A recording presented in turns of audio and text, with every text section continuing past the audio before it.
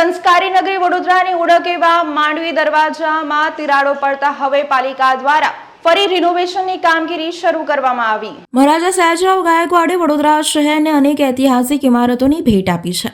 જો કે આજના શાસકો વહીવટીતંત્ર ઐતિહાસિક સ્થાપત્ય ઇમારતોની જાળવણી કરવામાં તદ્દન નિષ્ફળ નીવડ્યા રહ્યા છે।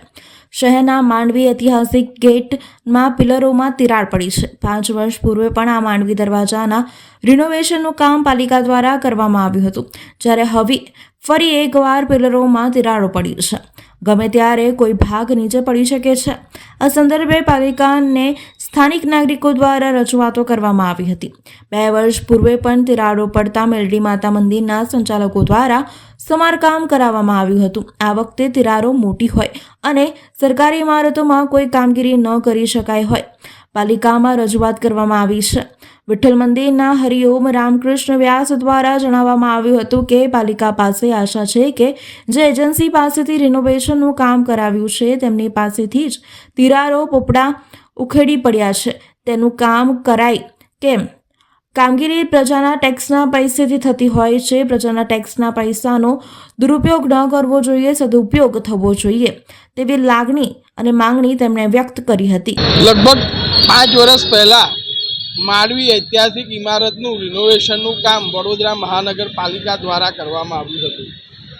આજે એ 5 વર્ષ પૂરા થવાની સાથે સાથે દુઃખની વાત એ છે કે જે રિનોવેશન કરેલું એ બધા પિલ્લરોમાં તિરાડો પડી ગઈ છે। એ તિરાડો એટલી મોટી પડી છે કે ગમે ત્યારે ગમે તે ભાગ નીચે પડી શકે, એ તમે તમારા વિડીયોમાં પણ બતાવી શકશો। છેલ્લા 3 મહિનાથી અમે મીડિયાના માધ્યમથી આ બાબતની રજૂઆત વડોદરા મહાનગરપાલિકાના કમિશનરશ્રીને કરતા હતા કે આ તિરાડો મોટી થતી જાય છે, એના રિપેરિંગનું કામ કરો। હવે જ્યારે આ પિલ્લરો એવા રીતે ફાટ્યા છે કે ગમે ત્યારે અકસ્માત બની શકે, ત્યારે આજે મહાનગરપાલિકા દ્વારા આની કામગીરી શરૂ કરવામાં આવી છે। 2 વર્ષ પહેલાં પણ મેલડી માતા મંદિરના સંચાલકોએ આ મંદિરના આ પિલ્લરના તિરાડોમાં પડી હતી ત્યારે એનું રિપેરિંગનું કામ કરાવ્યું હતું, પણ આ વખતની તિરાડો સવિશેષ મોટી હતી અને સરકારી ઇમારત પર આપણાથી કામ ના કરાય એટલા માટે મહાનગરપાલિકાને સતત રજૂઆત કરતા હતા। હવે મહાનગરપાલિકા પાસેથી એવી આશા રાખીએ છીએ કે આપણે સામાન્ય કામ બી કરાવીએ છીએ વોટરપ્રૂફિંગનું, તો એ લોકો 10 વર્ષની ગેરંટી આપતા હોય છે। તો જે એજન્સી પાસે આ માંડવીના રિનોવેશનનું કામ કરાવ્યું છે એ એજન્સી પાસે ફરી આ જે પિલ્લરોમાં તિરાડો પડી છે, જે બધા પોપડાઓ થઈને ઉખડી પડ્યા છે, એનું યોગ્ય કામ કરાવે।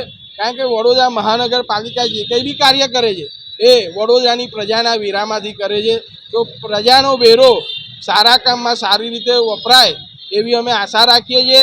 અને હવે ભવિષ્યમાં પણ ગમે તેવા કામ કરો તો એના ટેન્ડરો છે એ કેટલાક સમયમાં કામ પતાવશે, કોને કામ સોંપો છો એ મીડિયાના માધ્યમથી પ્રજાને જણાવવા માટેની વિનંતી છે।